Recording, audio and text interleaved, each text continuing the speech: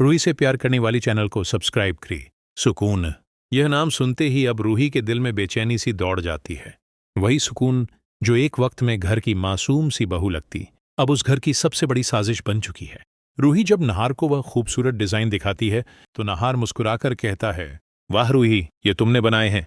पर तभी दादी आती हैं और सुकून को सामने लाकर कहती हैं, नहीं बेटा, ये डिजाइन तो सुकून ने बनाए हैं। रूही के चेहरे की मुस्कान जैसे पल भर में जम जाती है और सुकून की आंखों में चमक आ जाती है। वो चमक जो इंसान की नहीं, किसी आत्मा की थी। रात के सन्नाटे में सुकून अपने कमरे में जाती है, बड़ा सा बॉक्स खोलती है और अंदर वही पुरानी पेंटिंग रखी होती है, वही पेंटिंग जिसमें वो आत्मा बसी थी। सुकून धीरे से मुस्कुराती है और कहती है, जो मैं चाहती थी वह हो गया, अब नहार सिर्फ मेरा होगा। रूही को मैं उसके अपने ही घर से दूर कर दूंगी।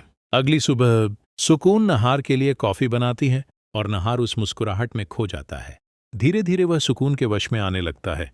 रूही की बातें अब उसके लिए बस एक आवाज बनकर रह जाती हैं और वह उस आवाज को सुनना बंद कर देता है। दादी सब कुछ देखती हैं और सोचती हैं कि सुकून नहीं, कुछ और है।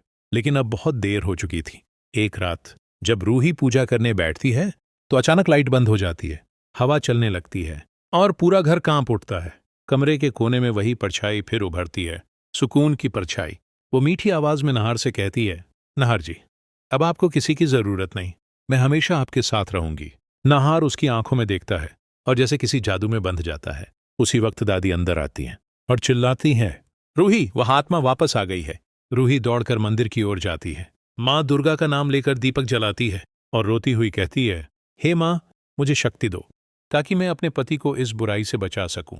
सुकून दर्द से चिल्लाती है, धुआं कमरे में फैल जाता है, लेकिन रूही पीछे नहीं हटती। उसकी आवाज गूंजती है, सत्य की जीत होकर रहेगी। दीपक की लौ भड़कती है, पेंटिंग में आग लग जाती है और सुकून का चेहरा डर के मारे कांपने लगता है। नहार बेहोश होकर गिर पड़ता है। दादी भयभीत होकर पीछे हट जाती है।